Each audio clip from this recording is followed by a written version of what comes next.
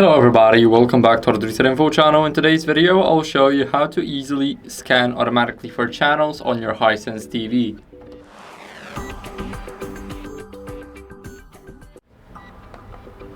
So first, what we need to do is we need to go over to the settings. Now in these settings, go to channel and here click auto scan.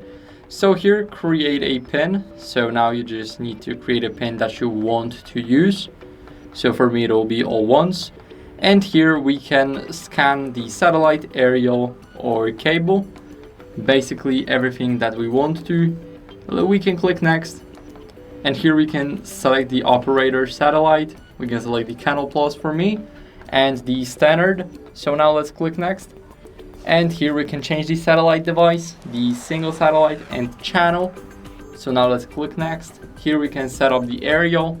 And here we have the operator cable. So now let's click next, click start scanning.